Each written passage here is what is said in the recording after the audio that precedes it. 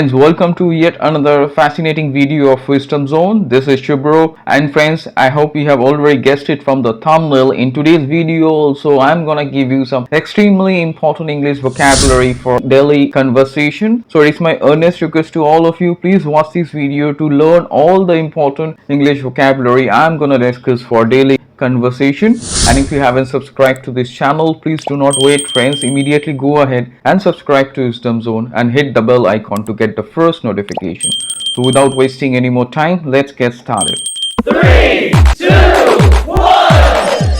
So friends, welcome back once again to this fascinating video on English vocabulary for daily conversation. And as I have promised, today also you are gonna get some extremely important English vocabulary for your daily English conversation. And let me tell you that all these words are quite important and useful in your everyday conversation, because in order to speak confidently and fluently you need all these words. So please go through the video carefully. And before I go ahead, let me also remind all of you that you will find some more videos on important English vocabulary and advanced English vocabulary in the description. So if you haven't checked those videos yet, please do not forget to check the links given in the description.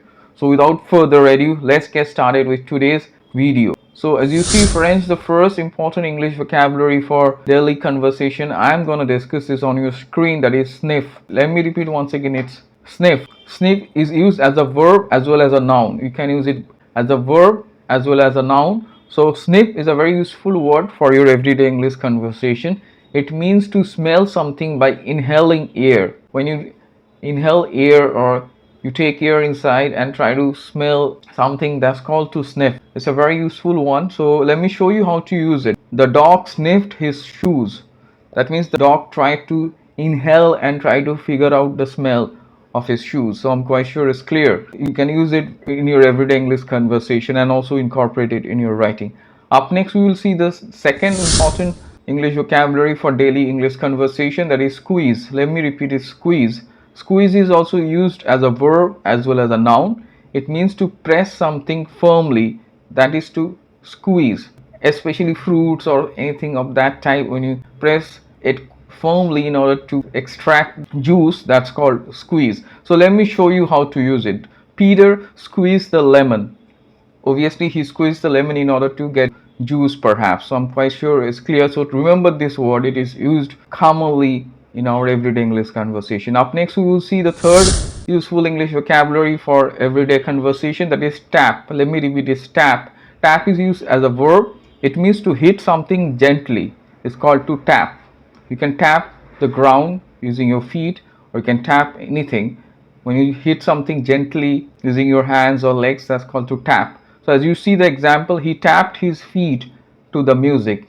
That means he was feeling good and he liked the music and he started hitting his feet gently on the ground. So up next, we are going to see the fourth one, that is trim. Let me repeat, it's trim. Trim is also used as a verb as well as a noun. It means to cut something neatly. And it has also another meaning. I'll come to that later on. It is also used as an adjective.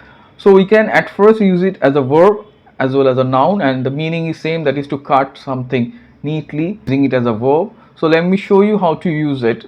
Sean asked the barber for a trim. Here I'm using it as a noun, as I already mentioned. That means neat cut is called trim. So here we are using it as a noun, and you can also use it as a verb. That means to cut something neatly. The barber trimmed my hair. So you can use it like this way. Up next, we will move on to the fifth one. Again, you see trim. You must be wondering how to use trim in another way. Yes, you can use trim as an adjective also.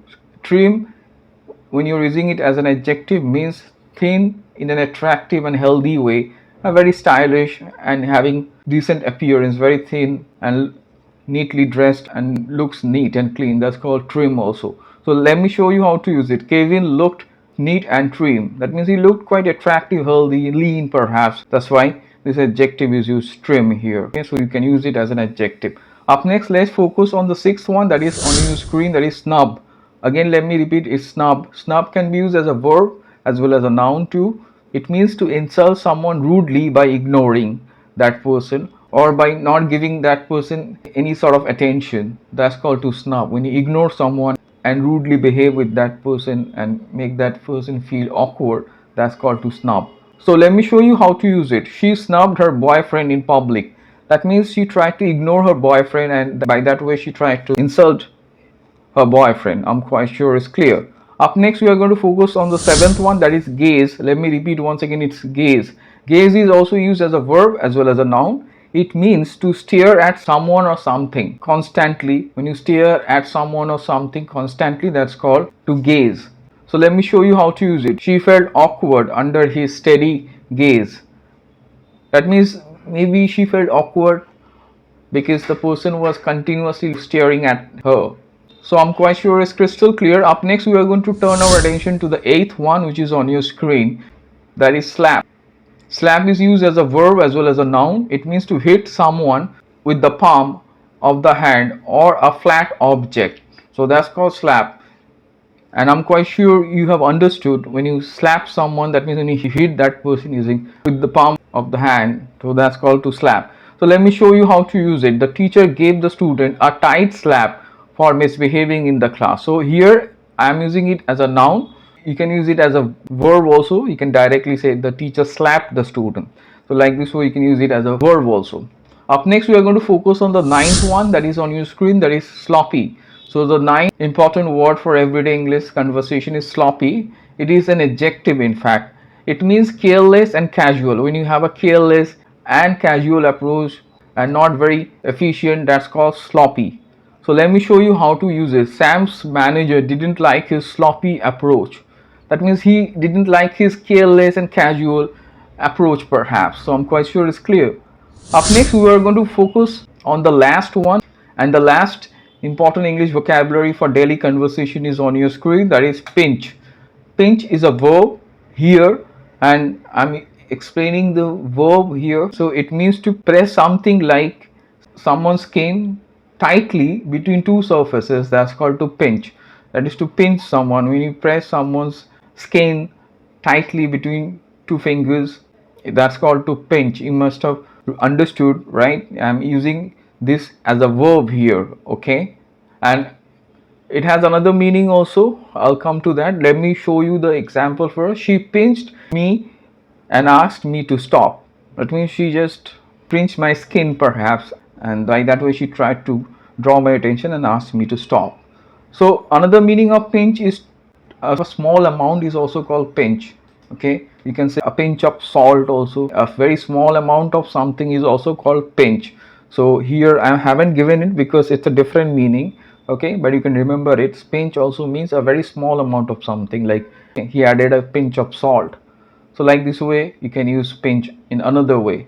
So friends, I hope you understood. Today I gave you some vocabulary, and all these words are extremely useful for your daily English conversation. They are required for your day-to-day English conversation. So try to master them, try to go through them and make sentences and comment below. And if you haven't subscribed to this channel, please do not wait friends, immediately go ahead and subscribe to Wisdom Zone and hit the bell icon to get the first notification of this type of informative video. So stay tuned for further informative videos friends, and do not forget to like, share, comment and subscribe to Wisdom Zone.